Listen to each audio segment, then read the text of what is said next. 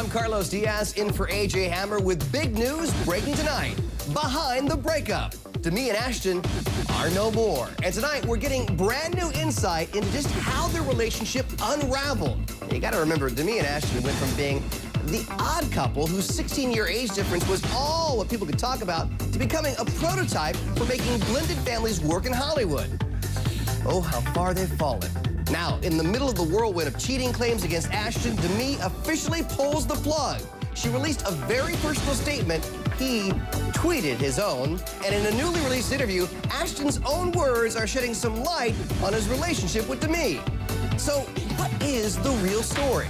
With me tonight in New York, family attorney Vikki Ziegler, and from Hollywood, Melody Bromley, who is the West Coast bureau chief of Us Weekly. Let's get to the first big bombshell. Showbiz Tonight learned late today that before Demi announced she was ending their 6-year marriage, Ashton Kutcher not only posed for the December cover of Men's Health magazine, but he also did an interview when he was asked to finish this sentence. "I could never be with a woman who..."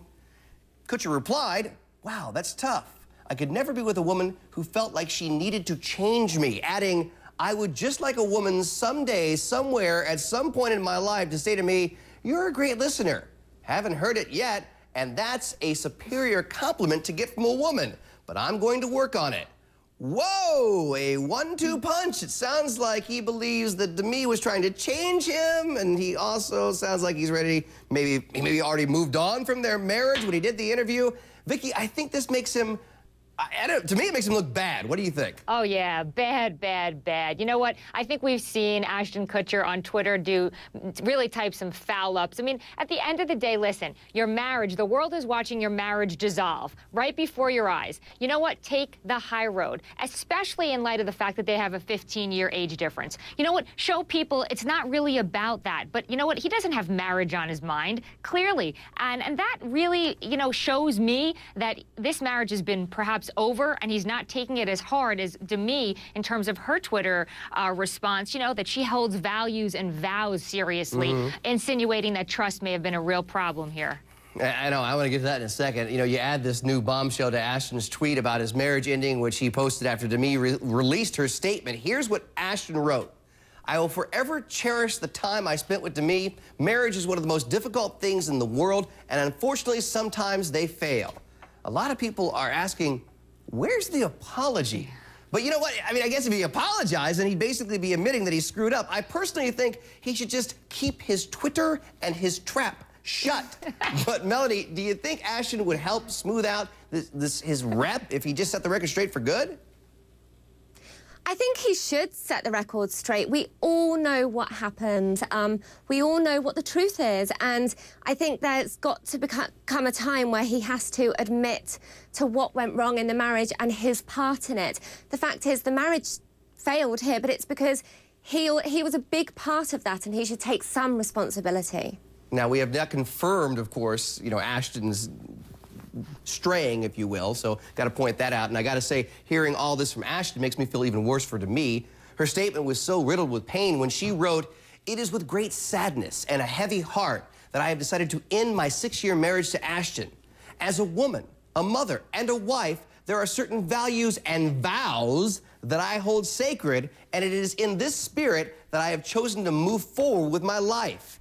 Vows. It tugs the heartstrings to hear Demi mention keeping vows and values sacred, while Ashton seems to sound, I don't know, a lot less emotional about the whole thing. It certainly sounds to me like they're on different pages. Vikki, do you see this breakup getting ugly? Oh, my goodness, Carlos. This could get real ugly real fast. Let me tell you why. We don't know if there's a prenuptial agreement in place. Let's assume there is not one at this point. There is about almost $300 million at stake. That means if they don't settle out of court, they're going to let a judge decide about who gets all of these hundreds of millions of dollars.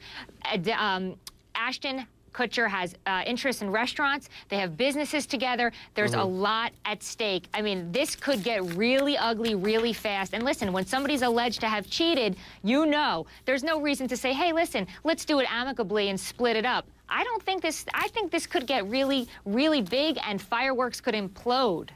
What is it with people who take the role in 2.5 Men and all of a sudden their life just goes, ah! Melanie, your magazine, Us Weekly, had the exclusive interview just last month with Sarah Leal, the woman who claimed to have had a fling with Ashton. Do you think she'll feel vindicated by the divorce news? I think that, you know, I actually did the interview with Sarah. I interviewed her for 4 hours for that interview. I think, you know, she was a 22-year-old girl who went to a hotel room and met a movie star who told her he was single and separated. And she had a fun night with him. You know, at the time, she didn't really think she was doing anything wrong. I texted her yesterday and I broke the news to her about what had just happened. I haven't heard from her. I don't think she'll be happy by the news, of course not. You know, she certainly didn't go out of her way to try and break up a marriage. This only happened because he told her he was single.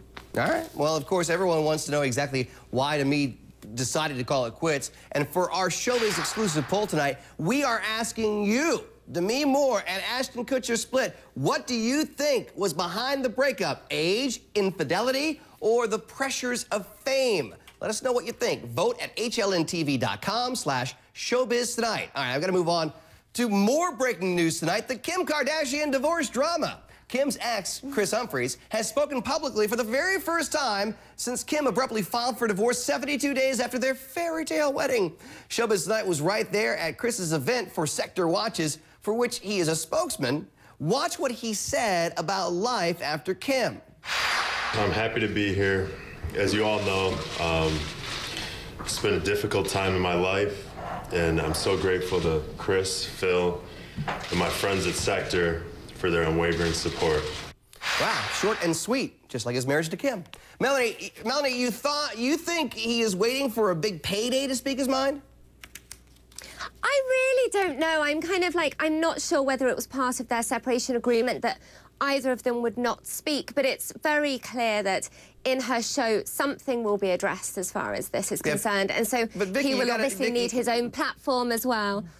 But Vikki, real quick, I mean, you got to imagine there's got to be some paperwork, some documents that says Kris can't open his mouth right now. Oh, there's serious language that says either party cannot, especially Kris Humphries, discuss any part of that litigation in the event of divorce. If there wasn't, they're calling their lawyer and saying, why wasn't it in there? So I highly doubt it was not. It definitely is, and we probably won't be hearing about the juicy details about the divorce. We'll see what we see on the show coming on November 27th. But remember, Kim Kardashian's an executive producer. She's going to control what we see. Exactly. Vikki, Melanie, great job as always. Thank you so much. All right, now.